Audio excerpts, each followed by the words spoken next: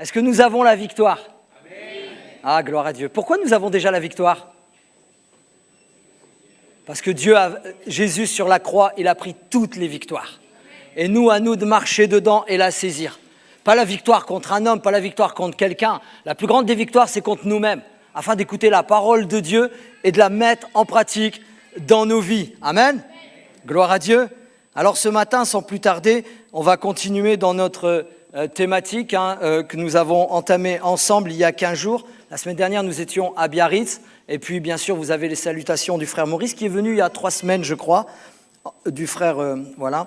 Et bien sûr, le pasteur Laurent, ce matin, il est à l'église de Laurent avec 2-3 personnes afin de mettre en place des choses et puis également d'apporter la parole de Dieu. Alors, on pense à nos frères et sœurs d'Oloron. Amen. Et il y en a quelques-uns qui sont de passage, je sais, d'Oloron pour eux. Parce que tout à l'heure, il y a il y a les cours de baptême qui continuent. Et le 8 décembre, nous aurons une section de baptême. Il y a entre 8 et 10 futurs baptisés. Ça aussi, c'est un jour de fête et un jour de victoire.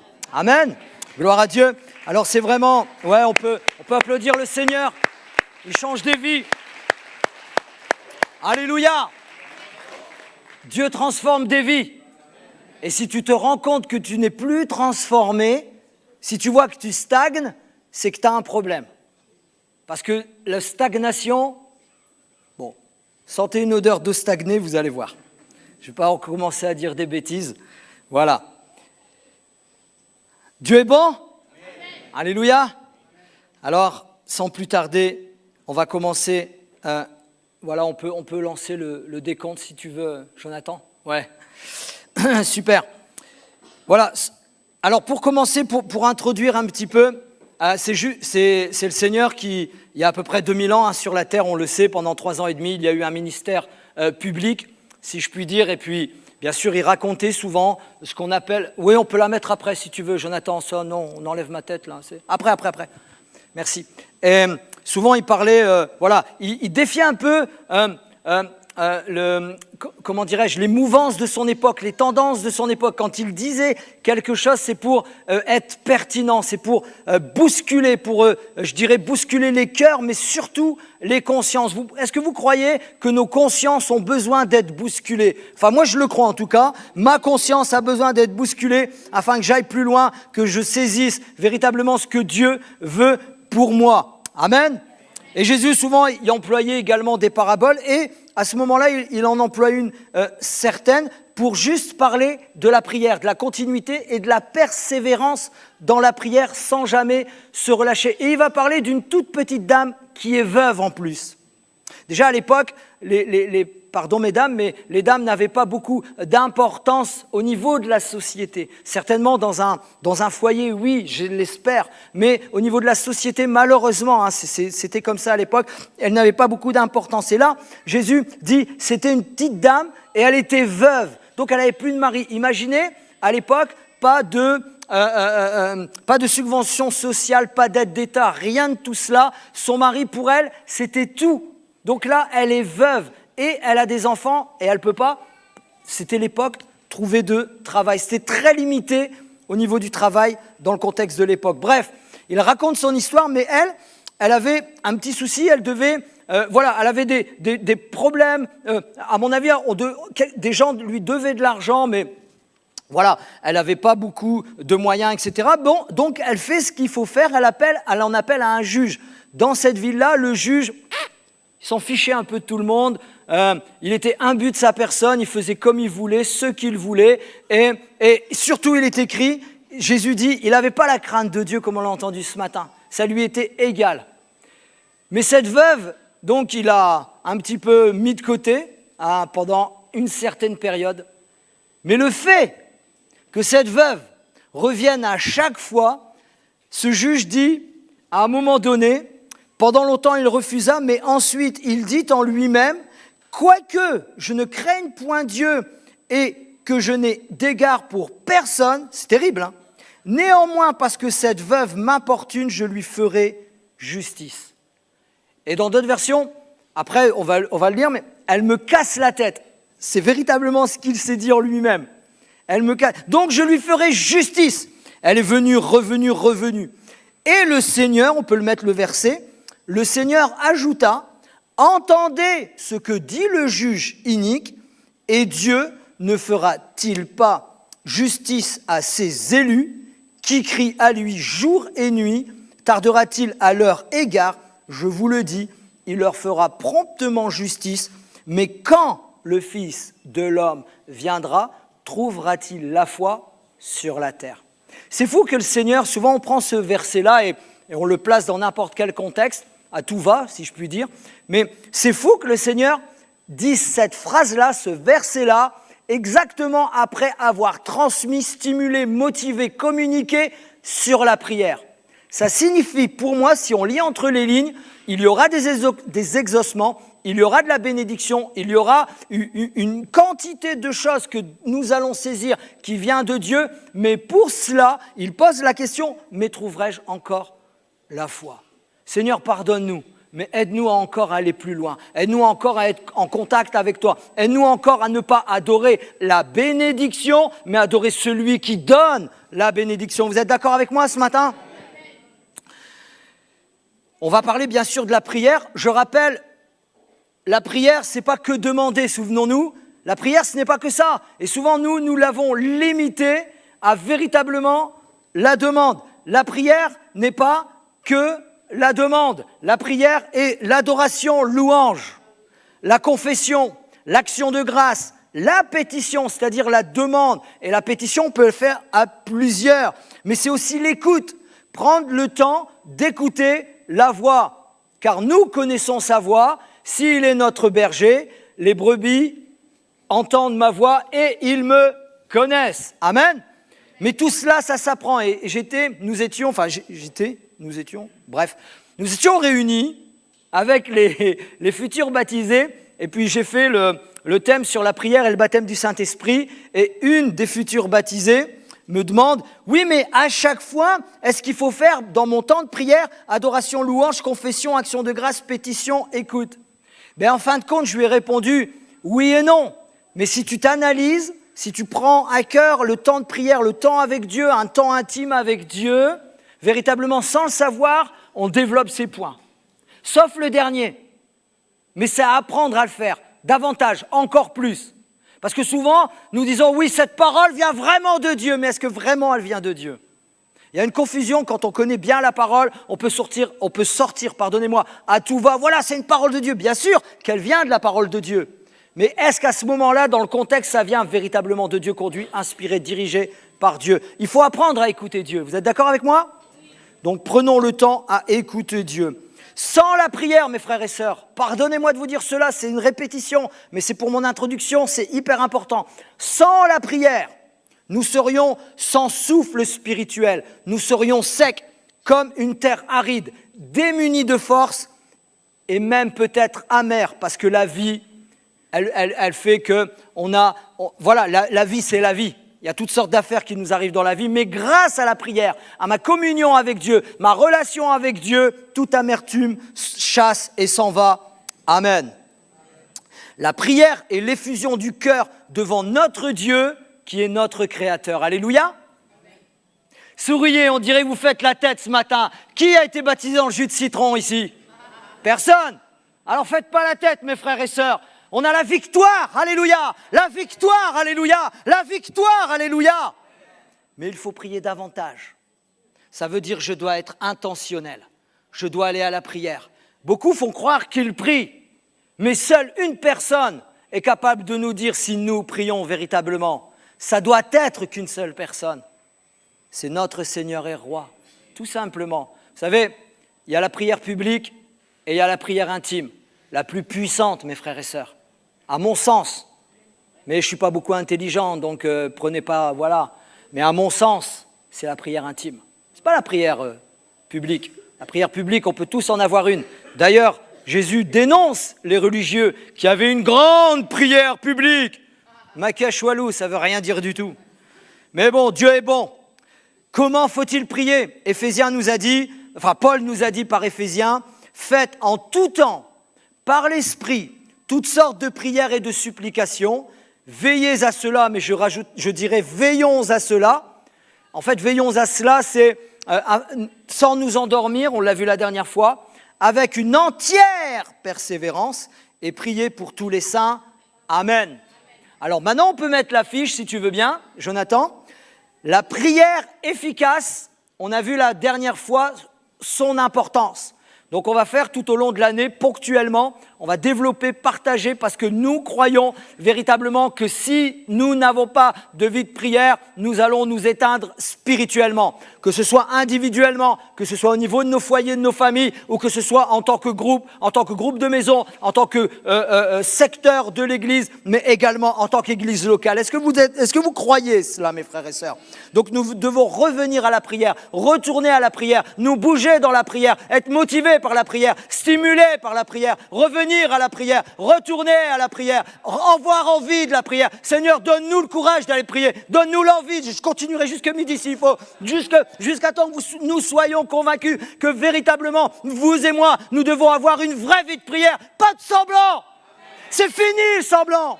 On n'est pas appelé à jouer à l'église. On est appelé à saisir ce que Dieu nous a donné afin véritablement de briller dans ces ténèbres. Et le petit ou la petite, elle est en train de dire Amen. Gloire à Dieu. La dernière fois, nous avons vu donc son importance. Il faut que la prière soit constante, persévérante, éveillée et victorieuse. Cela est nécessaire pour plusieurs raisons.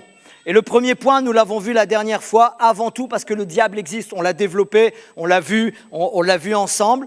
Mais ce matin, nous allons voir peut-être le 2, 3, 4e point. On va essayer d'aller rapide parce que le premier point d'aujourd'hui, mais en fait c'est le second point sur la série, parce que, donc une seconde raison, pour que prier de cette manière, donc constante, persévérante, éveillée et victorieuse, parce que la prière est le moyen, je dirais le seul moyen que Dieu nous a préparé pour obtenir toute chose et que la cause secrète de toute lacune dans notre expérience, notre vie et notre travail se trouve dans la négligence de nos prières.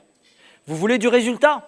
Vous voulez du résultat professionnel, vous voulez du résultat personnel, vous voulez avancer dans nos relations les uns les autres, vous voulez quoi que nous fassions, nous devons prier, virgule, prier, virgule, prier. Et prier encore, mes amis, alléluia. Jacques nous dit, mets la chose vigoureusement en évidence. Nous ne possédons pas, car nous ne demandons pas. Non. Apprenons à demander. Tout simple. Amen. Amen, Isabelle. Apprenons à demander. Réapprends-moi à prier. Réapprends-moi à demander correctement, selon ton cœur, ta volonté et ta parole. Alléluia. Ces paroles nous révèlent la vraie cause de la pauvreté et de l'impuissance de la plupart d'entre nous. La négligence de la prière. Ouais. On va être honnête un peu ce matin, mais l'évangile est une bonne nouvelle. Vous n'allez pas m'en vouloir. L'objectif de ce matin, des différents moments où nous parlons sur la prière, c'est que nous ensemble, au maximum de chacun d'entre vous, que nous retournions à la prière intime, personnelle, mais à la prière ensemble. La négligence de la prière, mes amis. Beaucoup d'enfants de Dieu se demandent pourquoi donc fais-je si peu de progrès ? Pourquoi je fais si peu de progrès dans ma vie spirituelle ? Dieu répond, négligence de la prière. Vous ne possédez pas, car vous ne demandez pas. On ne parle pas de posséder un manoir, on ne parle pas de posséder une Ferrari. Pour ça, il faut bosser. Parce que la Bible dit, celui qui ne travaille pas, il ne mange pas. Pas celui qui est au chômage. Nuance. On peut avoir des périodes de chômage, et on en a rencontré dans nos vies. Mais celui qui ne travaille pas, il ne mange pas. Allez, je vais le dire autrement. Celui qui est feignant, celui qui a le syndrome de la couette, celui qui aime rester au chaud, celui qui ne veut pas aller chercher du boulot, celui qui dit, celui-là, malheureusement, il faut qu'il dise, Seigneur, viens changer mon cœur et enlève les œufs ou les vers ou en dessous des bras. Nous, d'où je viens, on a appris une chose, Ah, c'est bien, il y a un truc que je dois retenir dans mon enfance, dans mon adolescence, c'est bien la culture du travail. On nous a dit, tu bosses. Moi, je viens du nord de la France, vous comprenez? Tu bosses. Moi, mon grand-père, il était mineur. Et après la mine, il travaillait à la ferme. Eh oui, mes amis, on a la culture du travail. Alors, je ne suis pas fermier, je ne suis pas mineur non plus parce que je suis claustrophobe. Eh ouais, Dieu m'a fait ainsi. Mais j'aimerais bien être plus claustrophobe, mais j'aimerais pas aller travailler dans la mine, vous comprenez? Et si tu es fainéant, eh bien Seigneur, tu le dis, sois honnête. Vous croyez que moi j'ai toujours envie d'aller prier? Ah bah oui, je vais prier, Non, il y a des fois j'ai pas envie, parce que je suis pas bien, parce que je me pose des questions, parce que je suis frustré, parce que j'ai ceci, parce que j'ai cela, parce que je viens de me disputer avec ma fille ou avec ma femme, ou... ça t'arrive? On est des gens normaux. Hein. Eh bien, c'est là, mon frère, ma sœur. Parce que ça fait partie de la vie. C'est là que tu dois aller plier le genou et tu dois dire, Seigneur, j'ai besoin de ta grâce. Viens changer mon cœur. Viens me transformer. Viens me renouveler, etc., etc. Nous ne possédons pas, car nous ne demandons pas. Si tu veux faire des progrès dans ta vie spirituelle, si tu veux faire des progrès dans plein de domaines de ta vie, mon frère, ma sœur, tu dois réapprendre à venir à la prière et apprendre à demander convenablement comme il en convient. On pourrait se demander, mais pourquoi nous gagnons si peu de terrain sur l'incrédulité, les erreurs, les manquements, les péchés, la mondanité, les dissensions, les problèmes de couple? Une fois de plus, nous entendrons dire le Seigneur, parce que la négligence de la prière, vous ne possédez pas parce que vous ne demandez pas. C'est Dieu qui nous parle à chacun d'entre nous. Et nous, on est là, on crie, et puis on court dans tous les sens. Vous savez, je ne sais pas si vous faites le jardin, moi je suis ouais, c'est le sang, ça, c'est le fermier, ça qui compte. Bon bref, je fais le jardin, des fois je retourne et tout, et puis il y a un ver de terre là, je le coupe en deux, mais je n'ai pas fait exprès, hein, c'est pas que je vais le manger. Il bouge dans tous les sens. Ça vous est jamais arrivé? Vous avez jamais vu ça? Ou bien prenez un asticot, allez les pêcheurs la pêche à la ligne. Hein. Vous mettez l'asticot, il bouge dans tous les sens. Eh bien c'est chacun d'entre nous ça. On bouge dans tous les sens, comme ça, comme ça. Le Seigneur, il dit, mais arrête de bouger, viens à la prière, je vais te donner une stabilité, une direction, une onction, une orientation, une bénédiction. Dites amen si vous croyez à cela, mes frères et sœurs. Ça, c'était la deuxième raison, mais la première pour nous ce matin. La deuxième raison pourquoi il faut prier avec constante, persévérante, une prière éveillée et une prière victorieuse, parce que les apôtres qui ont été établis par le Seigneur pour servir de modèle pour chacun d'entre nous, considéraient la prière l'affaire la plus importante de leur vie. C'était la chose la plus importante de leur vie. Quand les responsabilités de l'Église se sont accroître, commencèrent à se multiplier et à fondre sur eux, ils se sont éparpillés et ils se sont, à leur insu, éloignés des choses principales, des choses, la parole de Dieu et la prière. Et ils ont dit non, on ne peut pas continuer comme ça. Et Acte nous dit, Acte 6, versets 2 à 4, les 12 ayant convoqué la multitude des disciples dirent, il ne convient pas que nous laissions la parole de Dieu pour servir aux tables. Voyez donc, frères, parmi vous, 7 hommes de bon témoignage, pleins d'Esprit Saint et de sagesse, que nous établirons pour ce besoin. Quant à nous, nous persévérons, nous continuerons, nous reprendrons, nous retournerons dans la prière et dans le service de la parole. Et ça, c'est la chose la plus importante. C'est la chose, pardonnez-moi, je réitère, ça doit devenir la chose la plus importante de notre vie, c'est la prière. La prière. La prière. Et là, vous êtes tous assoupis comme ça en train de vous endormir. Mais non, pasteur, on t'écoute attentivement et je vous promets, et je te le promets, on va remettre la prière au sens de notre vie, au centre de notre vie, afin que nous ayons une onction, une direction. C'est ça que vous êtes en train de vous dire et je le sais. Alléluia. Nous voyons dans chacune des lettres de l'apôtre Paul, nous voyons dans chacune des lettres que Paul écrit aux différentes assemblées, nous réalisons que la prière prenait une grande partie dans sa vie. de son temps, de sa force et de sa pensée. Elle prenait une grande partie. Si vous lisez, je ne sais plus à qui, je ne sais plus dans quel contexte, je rencontre tellement de gens, j'ai tellement de rendez-vous en ce moment depuis plusieurs mois, depuis 3 ans, je crois, en fait depuis que je suis ici, bref. Dieu est bon avec moi, mais oui, il est bon avec moi. Mais depuis ce temps, et j'ai dit il n'y a pas longtemps à quelqu'un ou à plusieurs personnes, je ne me rappelle plus. Mais j'ai dit, mon frère, ma sœur, le groupe, je vous dis, lisez les épîtres. Lisez les épîtres. Allez, je change là. Relisons les épîtres. Retournons dans les épîtres. Paul, il nous parle de la vie chrétienne, de la vie que nous devons mener nous-mêmes, dans notre couple, avec nos enfants, ensemble, parce qu'on est une communauté, un corps, et les uns avec les autres. Et lui, Paul, dans ses épîtres, il parle de la prière. Ah, il n'arrête pas. Il était consacré à la prière. Romains nous dit ceci, Dieu que je sers en mon esprit dans l'évangile de son Fils, mes témoins, que je fais sans cesse mention de vous, demandant continuellement dans mes prières d'avoir enfin, par sa volonté, le bonheur d'aller chez vous. À chaque fois que je prie pour vous, je me mets, pardonnez-moi, je mets mes tripes dehors pour vous, spirituellement parlant. Je prie pour vous, j'intercède pour vous. Alléluia.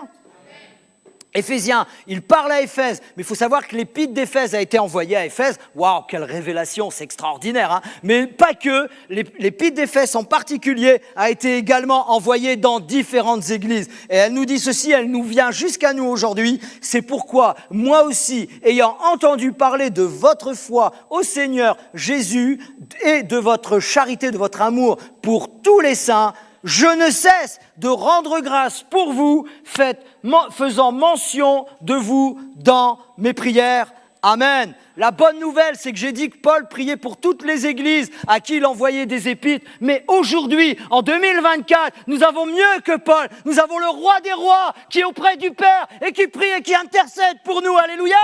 Alléluia. Mais revenons à Paul, Colossiens, il écrit à Colossiens, c'est pour cela que nous aussi, depuis le jour où nous en avons été informés, nous ne cessons de prier Dieu pour vous et de demander que vous soyez, alléluia, remplis de la connaissance de sa volonté en toute sagesse et intelligence spirituelle, gloire à Dieu. Aux Thessaloniciens, il a écrit ceci, nuit et jour, nous le prions, nuit et jour, mes frères et sœurs, c'est les mots qu'il faut retenir, ou nuit et jour. Il ne faut pas prier nuit et jour, sinon au bout de 15 jours, tu meurs. Hein. Il faut avoir un équilibre dans nuit et jour, des fois la nuit, des fois le jour, etc. C'est un équilibre. Nuit et jour, nous le prions avec une extrême ardeur de nous permettre de vous voir et de compléter ce qui manque à votre foi. Amen. Il écrit à Timothée, je rends grâce à Dieu que mes ancêtres ont servi et que je sers avec une conscience pure de ce que nuit et jour, je me souviens continuellement de toi, mon frère, et de toi, ma sœur, dans mes prières.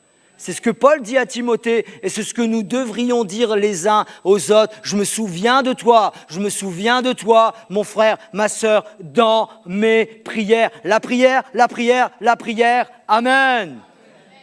Tous les hommes et les femmes de Dieu. Souvent on dit, mais pourquoi lui? Moi je me le dis. Moi je me le suis dit. À des moments dans ma vie, dans mon parcours de vie spirituel, de vie avec Dieu, j'ai déjà été jaloux. Je le confesse ce matin. Oh, oula, ça n'est jamais arrivé à personne. Pourquoi lui, mais pas moi? Pourquoi elle, mais pas moi? Tous les hommes et les femmes de Dieu puissants, en dehors même de ce dont nous parle la Bible, ont été des hommes et des femmes de prière. Pardonnez-moi, mes frères et sœurs. On ne cherche pas la gloire des hommes, mais on cherche à répandre l'évangile avec toute puissance. Alléluia. Et notre objectif, doit être de grandir spirituellement, d'avancer spirituellement, de progresser spirituellement. Mais pour cela, il faut prier. Ils ont différé les uns des autres en bien des choses, mais tout au long des siècles, 2000 ans d'histoire d'Église, ils ont différé par bien des choses, ils avaient des visions différentes, des moments différents. D'ailleurs, ils se sont peut-être... Enfin, il y a des hommes, des femmes que je vais citer, ils se sont même jamais rencontrés, qu'on retrouve dans la Bible aussi, mais qu'on retrouve dans l'histoire de l'Église. Ils étaient différents dans plein de choses, sauf dans une. C'était des hommes et des femmes de prière, et à ce point, ils se ressemblaient tous, et je vais en citer quelques-uns. Charles Finney, John Wesley, Pasteur Moody, Charles Spurgeon. Charles Spurgeon était appelé le prince des prédicateurs. Waouh! Reinhard Bonnke, pour ceux qui connaissent. Douglas Scott et son épouse. Ouais, mais là, Olivier, tu n'as pas cité de femmes. Nous, on veut des femmes. N'est-ce pas, mesdames? Ouais, il y en a 4 qui... Excusez-moi, mesdames. Allez, on réitère. Chut, on revient en arrière. Là, tu as cité encore une fois que des hommes. C'est une histoire d'hommes, cette affaire. N'est-ce pas, mesdames? Est-ce que vous croyez qu'il y a des femmes et des femmes de prière? Alléluia! Catherine Zell, c'était une femme de prière et d'onction. Pendant une certaine période, elle a vécu un moment de peste. Elle avait tellement une onction qu'elle allait guérir les malades, elle rentrait dans la maison et elle s'occupait d'eux par la foi. C'est une femme de prière puissante. Marie Durand, enfermée 38 ans, je l'ai dit la fois dernière, dans la tour de Constante parce que son frère était prédicateur et elle croyait en celui qui peut tout, en tout et pour tout, quand il veut, comme il veut, par la prière. Alléluia. Thérèse d'Avila, elle avait cette dame une foi pieuse. Et il y a un verset qui l'a marqué, tout ce que vous demanderez avec foi par la prière, vous le recevrez.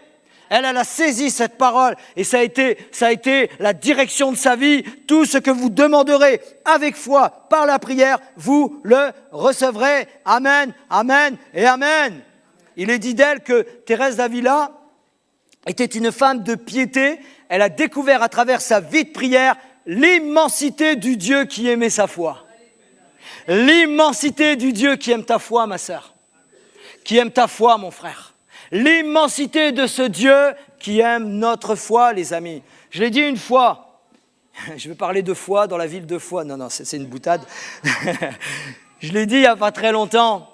Bien sûr que demandons à Seigneur augmente ma foi. Mais déjà, mes frères et mes sœurs, réalisons la foi que nous avons. Amen ou pas amen? Amen. Nous avons la foi. Ce matin, nous sommes venus adorer un Dieu. Il n'y a aucune représentation du Dieu.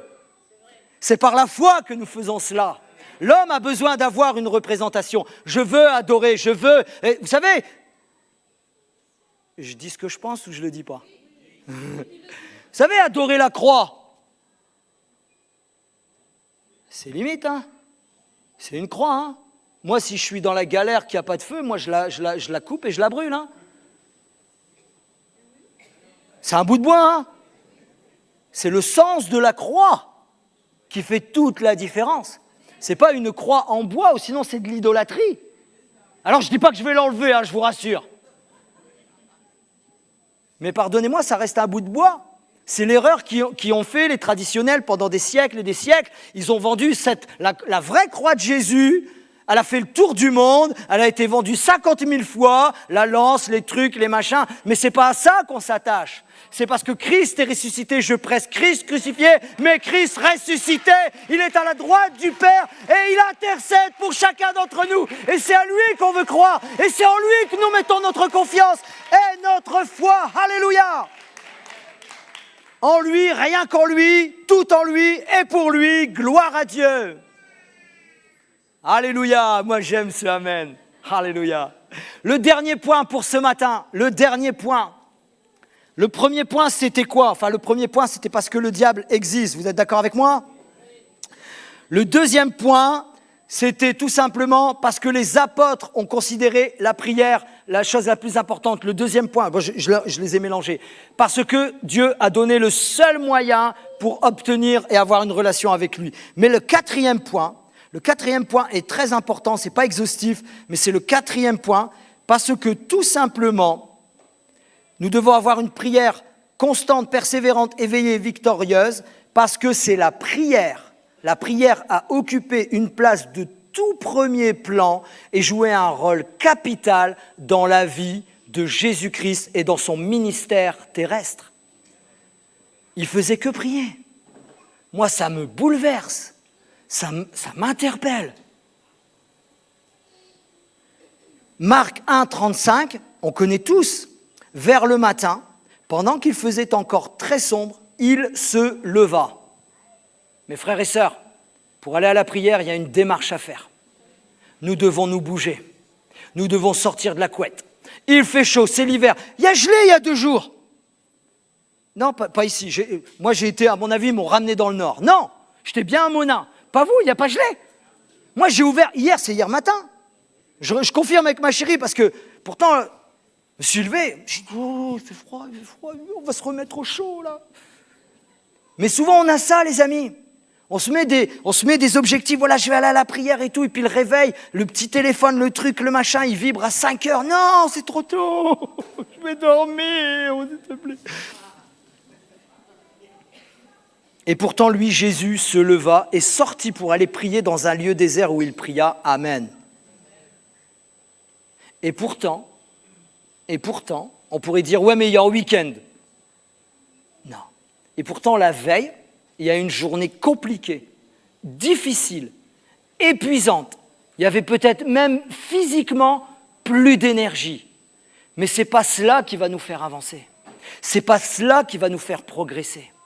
Bien sûr, il y a un temps pour tout, et je l'ai déjà exposé il y a quelque temps. Dans la vie, il faut se reposer, il faut avoir des temps de repos. Vous êtes d'accord avec moi ? Allez, je vais jusqu'au bout. Même Dieu s'est reposé. Dieu n'a pas besoin de repos. Ouais, mais il s'est reposé quand même. C'est ce que la Bible dit. Il s'est reposé, il a contemplé. Ok. Alors arrêtons-nous de temps en temps et contemplons. Faisons une analyse. Ayons une perspective. Moi, je dis souvent, d'aller se reposer en vacances, c'est pour moi le moyen, c'est personnel, de prendre du recul sur mes affaires, d'avoir une autre perspective, mais aussi de reposer mon corps. Et après, je me rapproche de mes affaires et je fais ce qu'il faut faire. Le repos est important. Mais ne nous reposons pas, c'est correct, ne nous reposons pas de la prière et de sa parole. Quand je vais en vacances, je coupe tout.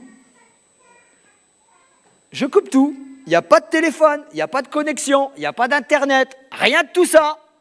Par contre, je me contacte à Dieu, alléluia, le contact est plus ouvert, le contact est là. La prière, je ne la cesse pas, nous ne devons jamais la cesser, car le diable et ses hors de combat ne seront jamais en repos. Alors continuons à prier. Et Jésus, lui, prie. Il se lève le matin et il part se ressourcer. Pardonnez-moi, je le dis, mais il part se ressourcer spirituellement. Parce que humainement parlant, physiquement, la veille, il était épuisé. Mais le lendemain, il le savait. Ils ont cherché après. Ah, te voilà, Seigneur, etc. Ils ont été troublés, les apôtres. Mais il a dit, ça y est, c'est bon, allez, on y retourne. Et il retournait au combat parce qu'il avait une parole pour l'un, il avait un encouragement pour l'autre, il devait prier pour un autre, etc., etc. Mon frère et ma sœur, qui que nous soyons, si tu pars à ton boulot et que tu pries pour ton boulot, prépare-toi ou sois prêt à donner une parole de connaissance, de révélation, d'amour, de protection, de bénédiction à quelqu'un dans ton boulot. Mais pour cela, tu dois prier. Et des fois même, Dieu va te bouleverser, te bousculer, te choquer, t'interpeller. Tu devras donner une parole soit à ton boss, ou soit à celui que tu n'as pas envie de voir à la tasse de café. Ça, c'est l'amour et la grâce de Dieu. Seigneur, fais-nous, bouleverse-nous encore dans la prière. Un autre verset sur Jésus, Luc chapitre 6, verset 12. En ce temps-là, Jésus se rendit sur la montagne pour prier et il y passa toute la nuit à prier Dieu. Toute la nuit, mes amis. Toute la nuit. Alors à partir de demain, il faut prier toute la nuit. Ou toutes les nuits. Non, je l'ai dit tout à l'heure, il faut avoir un équilibre de vie. Il faut également dormir. Il y a des autres moments, Jésus dormait. Et quand il est dit, Jésus dormait, il y a des débats qui, ouais mais non, Dieu ne dort pas Jésus, mais lui il dormait. C'est marqué clair, noir sur blanc, il dormait. Parce qu'à ce moment-là, Jésus s'était fait homme. Il était homme et il s'est fait homme et il était humain. Il avait des sentiments, il avait même de la fatigue. Il dormait. Mais là, ils priaient. Amen. Donc, il faut un équilibre. Notre Seigneur et Sauveur trouvait nécessaire, en certaines circonstances, de se consacrer plus à la prière, voire une nuit tout entière. C'est hyper important. Il y a des temps dans nos vies, il y a des moments où il faut davantage se consacrer à la prière, à l'intercession, à la réclamation, à la supplication et au déversement de la grâce et de l'onction de Dieu sur nos vies. Alléluia. Les mots prier et prière sont appliqués au moins 25 fois au Seigneur. Dans le récit, écoutez bien, dans le récit abrégé de sa vie que nous donnent les 4 évangiles et le fait qu'il prie est mentionné en plusieurs endroits où ces mots ne figurent pas. Ce que ça veut dire quoi ? Ça veut dire que tout simplement, dans les évangiles que nous trouvons aujourd'hui, tout ce que Jésus a fait n'a pas été écrit. Il a fait, parce que même Jean le dit, à l'époque, il n'aurait pas assez de bouquins, de livres, de papier, de papyrus, de tout ce que vous voulez pour contenir tout ce que Jésus avait fait. Imaginons alors. Déjà, si on analyse les 4 évangiles et la vie de prière que Jésus menait, juste avec les exemples des 4 évangiles, le reste c'est « Mais Seigneur, tu faisais quoi ? Tu faisais comment ?» Ne nous mettons pas ce poids-là. Jésus, son ministère, il a duré 3 ans, 3 ans et demi, et lui, il le savait. Mais par contre, dans nos quotidiens, dans nos vies, il faut remettre la vie de prière en route, en marche. Et on est tous à des endroits différents dans notre vie de prière. Donc nous devons y revenir à l'endroit où nous nous sommes arrêtés. Alléluia. Il n'y a pas de légalisme. Dieu n'est pas un légaliste. Dieu, il nous appelle à la prière. Et d'ailleurs, je vais vous dire quelque chose. Je suis en train je cherche le bon terme. Je suis en train de plaidoyer pour la prière, vous comprenez ? Je suis en train de motiver pour la prière. Déjà, il faut que je me plaidoie moi-même. Je ne sais même pas si c'est français, mais peu importe. Il faut que je me convainc moi-même. Il faut que j'avance moi-même. Ça, c'est hyper important. Mais il faut que je plaidoie. Je fais un plaidoyer pour que vous alliez à la prière, pour qu'on y aille ensemble, pour qu'on avance ensemble. Et je me suis perdu ce que j'allais dire. Des fois, tais-toi. Mais tais-toi, elle va me dire. Bref. Mais ça va revenir. Mais nous devons revenir à la prière. Amen. Merci de votre compassion, franchement, merci. Alléluia. Aussi, un homme ou une femme qui ne consacre pas beaucoup de temps à la prière ne saurait être appelé à juste type disciple de Christ. Mon frère et ma sœur, nous ne sommes pas juste appelés à être des chrétiens assis sur une chaise le dimanche matin, de temps en temps le mardi soir, de temps en temps le mercredi soir avec les ailes de la foi, gloire à Dieu, ou à la jeunesse, ou aux enfants, ou aux ados. Non, nous sommes appelés, bien sûr, à venir, à s'asseoir, à écouter, à faire ce qu'il faut faire, etc., etc. Mais nous sommes appelés à aller à la prière régulièrement. Donc, qui que nous soyons, tu dois revenir, qui que vous soyez, tu dois revenir et retourner à la prière. Tu dois recréer des temps et un endroit où tu vas te mettre à l'écart pour prier. Tu vas devoir le refaire. Tu vas devoir le réajuster. Tu vas devoir peut-être faire ce qu'on appelle une salle de guerre. Rambo. Avec une Bible. Et pas pour dégommer les autres dans la prière. Non. Pour dire Seigneur, bénis-la, bénis-le, gloire à Dieu. Un autel de prière. Appelle-le comme tu veux, mais c'est là où tu vas remporter des vraies victoires. Parce que si nous marchons dans la victoire, mes frères et sœurs, et je le crois de tout mon cœur, les vraies, les grandes victoires ne se saisissent, ne sont accordées que dans un seul endroit, c'est la prière. Que tu la fasses dans ta voiture, que tu la fasses dans tes toilettes, que tu la fasses dans ta chambre, que tu la fasses sous la douche, que tu la fasses sur le toit s'il faut, il faut la prière. Il faut la prière. Mais c'est là où tu vas remporter des vraies victoires. Tu dois aussi, nous devons, mais tu dois aussi modifier ton agenda. Vous savez, on a tous des agendas des ministres. Et moi, ce qui me fait sourire, on a tous des milliers de choses à se dire. Que ce soit avant le culte, après le culte, des fois pendant le culte. Mais nous devons noter sur notre agenda rendez-vous avec Dieu. Mon frère, ma sœur, tu dois noter sur ton agenda rendez-vous avec Dieu. Si tu ne l'as pas fait jusqu'à aujourd'hui, commence à le faire sur ton agenda rendez-vous avec Dieu. Il y a une histoire Je ne sais pas si elle est... Vous savez, on parle des fake news. Vous êtes d'accord avec moi? Je ne sais pas si elle est vraie, mais elle est tellement belle que je vais la raconter moi-même. Seigneur, pardonne-moi si elle n'est pas vraie. Et vous croyez que Dieu va me faire grâce? Ah, il n'y a pas tout le monde qui le croit, hein? Dieu est bon, Dieu est miséricordieux, croyez-moi. Mais je crois qu'elle est vraie. Par la foi, je crois qu'elle est vraie. Il paraît que David Wilkerson, à un moment donné, c'était à l'époque George Bush, le fils, et il paraît, donc je le dis bien, c'est bien enregistré, il paraît, qu'effectivement, il y a M. Bush qui voulait un petit conseil pastoral, M. Bush, hein, donc président des États-Unis d'Amérique, puissance mondiale, enfin bref, vous voyez, M. Bush, quoi, bottes de cow-boy, tout, pétrole, machin, M. Bush. Il paraît que sa secrétaire ou je sais pas qui, déjà, rien que la secrétaire, elle est connue dans tous les États-Unis. Bon, bref. Elle téléphone, il paraît, au bureau de David Wilkerson. Et le secrétaire ou la secrétaire de David Wilkerson dit « Il ne peut pas vous prendre !» Ah bon? Personne dit non à la Maison-Blanche. Non, il ne peut pas vous prendre. Ben, qu'est-ce qu'il fait d'important? Il ne peut pas vous prendre. Ouais, mais qu'est-ce qu'il fait bien? C'est M. Bush qui lui demande, il a besoin d'un conseil. Il parle avec Dieu. Il est en prière. Et quand il y a en prière, moi j'aimerais avoir sur mon bureau, je vais demander qu'on me fasse une petite pancarte où je vais mettre, vous savez, dans les hôtels, on ne peut pas rentrer s'il y a la petite pancarte. Je vais marquer sur mon bureau en prière. Alléluia. Gloire à Dieu. Et vous, dans vos chambres, dans vos maisons, là où vous allez mettre votre petit endroit personnel, où tu ne veux pas qu'on te dérange, où tu ne veux pas qu'on t'embête, où tu ne veux pas que le téléphone sonne, tu laisses le téléphone dehors, tu rentres et tu mets la pancarte en rendez-vous avec Dieu. Vous êtes d'accord avec moi? Alléluia. Et vous savez quoi? Nous avons beaucoup d'opportunités ici dans l'église pour venir prier ensemble. Le dimanche matin, avant le culte, de 9h15 à 9h45. Franchement, il manque du monde. Je suis face à vous, hein.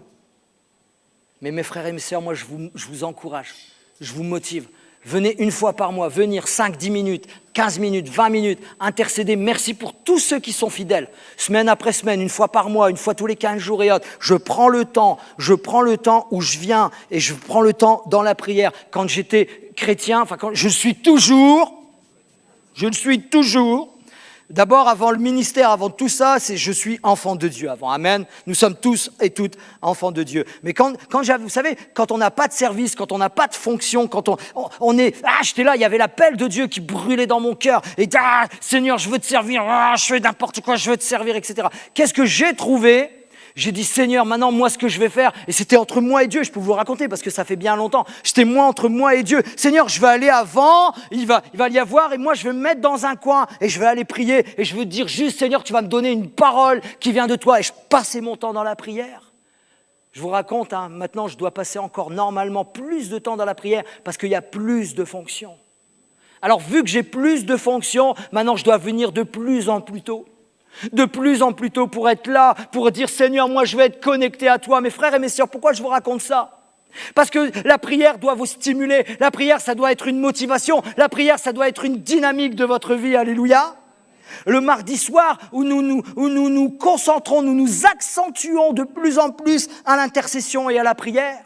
Je rappelle que vous pouvez donner vos sujets de prière. Il y a une petite corbeille qui est là, qui est au point info. Il y a une petite corbeille et vous pouvez donner vos sujets de prière. Vous pouvez également vous inscrire afin de recevoir tous les sujets de prière et d'être avec nous dans l'intercession. Vous recevrez un mail, ça commence à rentrer, ça commence à être nouveau, ça va se faire dans les jours à venir où vous allez vous inscrire, vous allez donner votre adresse mail, mais bon, bref. Et vous allez donner vos adresses mail et votre numéro de téléphone et vous aurez le choix de recevoir les sujets de prière par WhatsApp ou les sujets de prière par mail et on va lever des intercesseurs et des intercesseuses dans l'église de Dieu. Alléluia.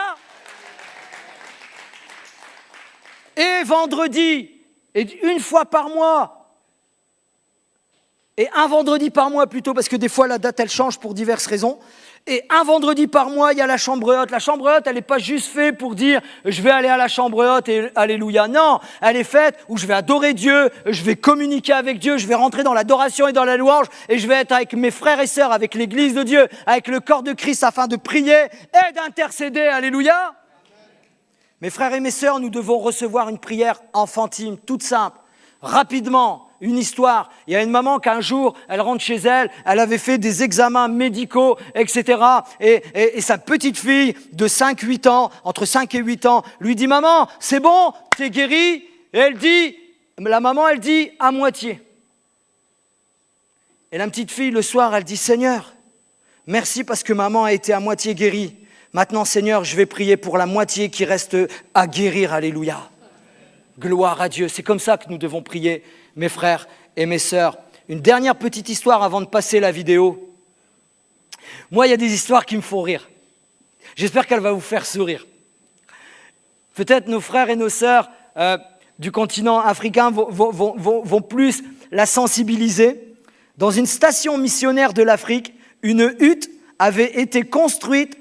C'est une sorte... la hutte avait été... Attendez la vidéo, merci. La hutte avait été construite au milieu, pas au milieu du village, mais dans un endroit. Et tout autour, il y avait des villages, et puis les maisons, les huttes, enfin bref, toutes ces choses. Et puis, il fallait... Et chacun venait d'une direction différente, tout simplement pour aller se réfugier dans cette hutte qui avait été construite comme hôtel de prière, comme un endroit où on va louer Dieu, on va prier, on va intercéder. J'aime trop. Et un jour, un jeune homme, rentrant chez lui, alla frapper à la porte de son voisin. Et fier de lui dire, « Tu négliges la prière en ce moment. » Il lui dit, « Tu négliges la prière en ce moment parce que l'herbe de ton sentier entre chez toi et la prière a repoussé. » Je l'aime trop, cette... Mon frère et ma sœur. Est-ce que tu as laissé pousser l'herbe de ton sentier qui mène à la prière? Est-ce que nous avons laissé pousser l'herbe du sentier qui nous mène à l'endroit où nous allons prier? Avant de conclure, je demande de faire passer la vidéo, s'il te plaît. Jonathan, peut-être vous connaissez, peut-être pas, mais j'aime vraiment ce... Je vous rassure, c'est une bande-annonce. Tu es un père presque irréprochable. Je ne veux pas être un père presque irréprochable. On y va. C'est pas fini. Tu m'as épaté. Je pensais que tu préparais un enchaînement un peu plus simple. On vient de m'informer que tu avais effectué un virement de 5 000 $ de notre compte épargne vers ton compte chèque. On pourrait parler de ça plus tard. Vous devez être Elisabeth. Je suis ravie de vous rencontrer. Je vais vous montrer la maison. La pièce que je préfère dans cette maison. Il s'agit de ma salle de guerre. Vous notez des prières pour chaque problème de votre vie? C'est ma stratégie de prière. J'aurais bien besoin de ça. Tu devras assister à son entraînement demain. Je suis pas là cette semaine. Ah bon? Et tu ne me le dis pas? Je viens de te le dire. Tony, comment va mon commercial préféré? Très bien, et vous-même? J'adorerais vivre chez vous. Moi, quand mes parents sont ensemble, ils font que se disputer.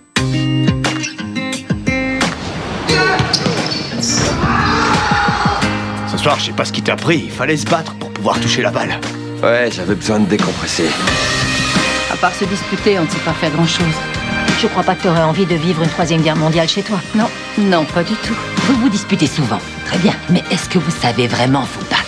Vous devez implorer le Seigneur afin qu'il fasse ce que lui seul peut faire. Ensuite, vous devez vous mettre à l'écart et le laisser accomplir son travail. Et j'ai besoin que vous meniez votre combat en prière.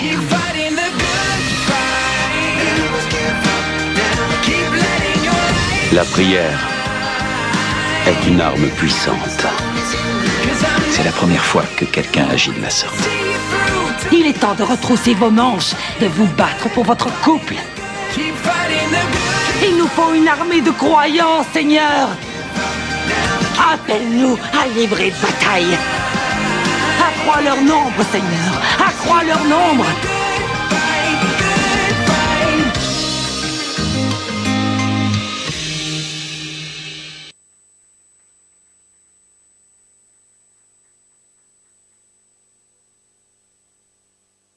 Vous m'entendez, c'est bon? Je suis pas très fort en anglais, mais je sais quoi, Rome, c'est la chambre de guerre. Alléluia, c'est la chambre de guerre. Où elle est ta chambre de guerre? Vous savez ce que j'aime dans ce film?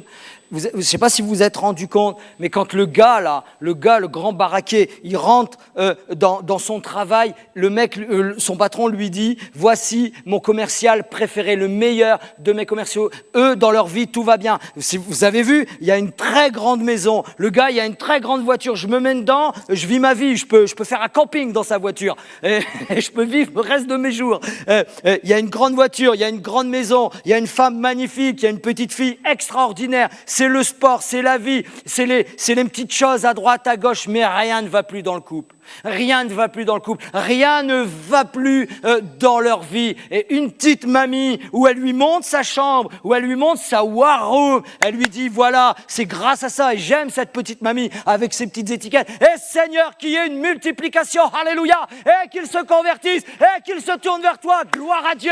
Moi je prie, alléluia, je prie pour que des hommes et des femmes, là où vous êtes, des jeunes comme des moins jeunes, remettent leur war room, leur salle de guerre, gloire à Dieu. Alléluia, on va remporter des victoires. Alléluia.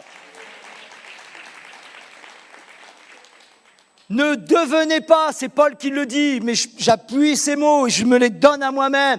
Ne devenez pas nonchalants dans notre travail.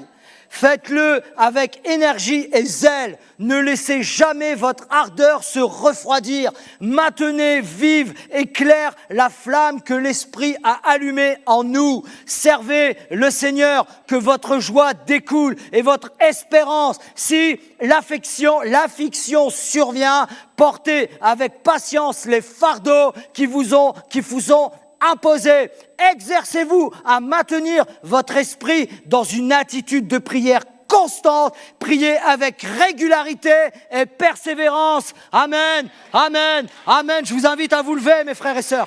Je vous invite à vous lever ce matin. J'invite Vanessa et commençons à prier. Commence à prier là où tu es. Commence à prier. Seigneur, je veux rétablir, je veux remettre la war room. Je veux mettre ma war room. Je veux te remettre sur mon agenda. Commence à prier en esprit. Commence à demander la grâce de Dieu en particulier. Alléluia.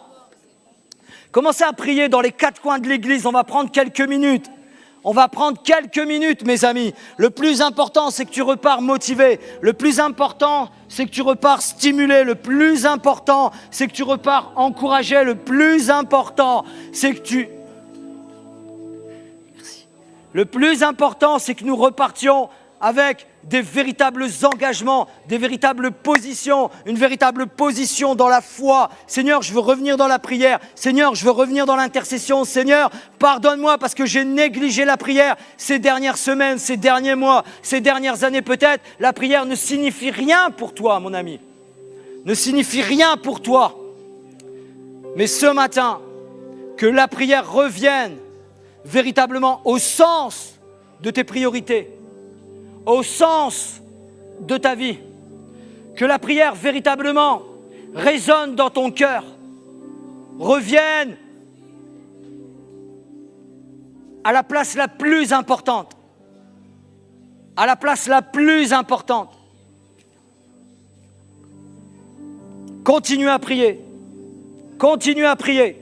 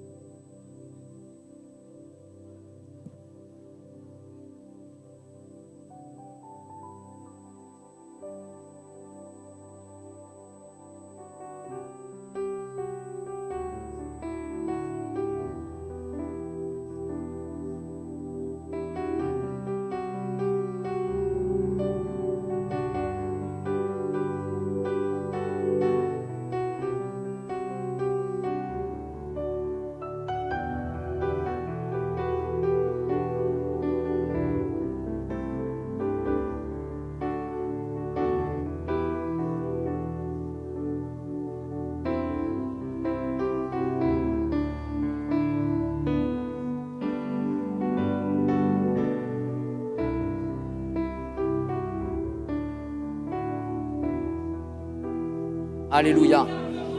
Pardon.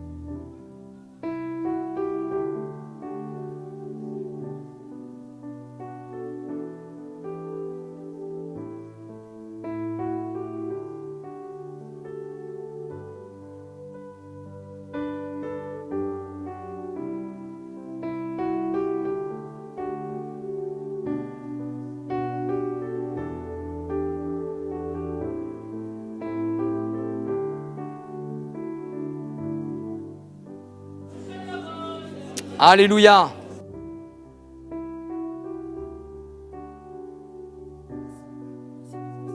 Alléluia. Alléluia. Les amis, mes frères et sœurs, on ne va pas rester là. On ne va pas rester là parce que je suis bousculé dans mon âme. Tout à l'heure, il y aura une parole de Dieu. Tout à l'heure, il y aura une parole. Je laisserai la sœur la donner pour quelqu'un par rapport à un chant spécifique. Et on va le faire avant de chanter. Parce qu'on rechante le chant tout à l'heure, les arbres et tout là. Est-ce que c'est une journée de victoire ce matin pour vous? Est-ce qu'il y a des hommes, des femmes, des jeunes filles qui vont prendre la victoire ce matin? Levez la main. Levez la main. Gloire à Dieu. Gloire à Dieu. Pour ceux qui ont levé la main, et quasi l'église a levé la main, c'est vraiment extraordinaire.